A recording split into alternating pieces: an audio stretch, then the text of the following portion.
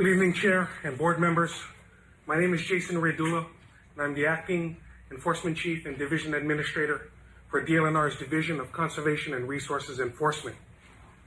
I am in support of the emergency rule because it will provide a legal regulation that will enhance public safety for all persons at Mauna Kea. In my professional law enforcement opinion, due to the actions of protesters who blocked the road by placing rocks in the roadway and refusing to comply with lawful and reasonable orders to not obstruct the roadway, I do believe that there is immediate peril to public safety without this type of regulation. I'd like to provide you with several examples of this immediate peril. During the protests on both April 2nd and June 24th, those persons who blocked the roadway placed themselves in life-threatening jeopardy. The roadway consists of a gravel cinder road bordered in many areas by sheer drop-offs and unstable slopes. These conditions create a significant hazardous condition to persons present on the roadway and creates a significant fall danger with the risk of death or substantial bodily injury, not to mention significant liability to the state of Hawaii. Further, imminent peril is demonstrated by the obstruction of the roadway, which hinders the appropriate medical and fire response to the summit.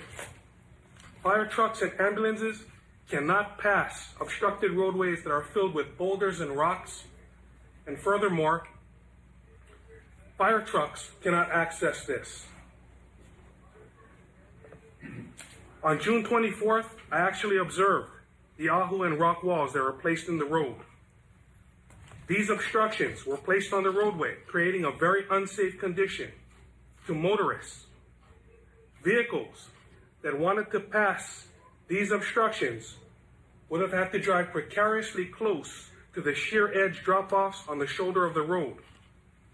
This danger is further multiplied by the fog and darkness and limited traction of the gravel cinder roadway.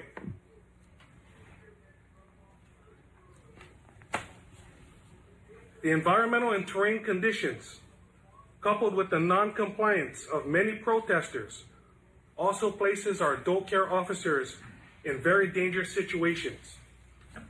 DOCARE officers have had to effect arrests in very close proximity to protesters on the road. This close proximity and lack of space makes effectuating arrests more difficult to safely do and places our officers in a highly dangerous situation. In conclusion, to promote public safety, I urge you to support this measure and pass it tonight. Thank you. Okay, Jason. I have a question. Yes.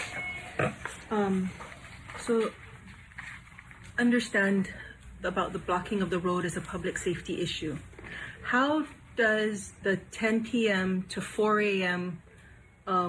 Rule help with preventing that blocking of the road?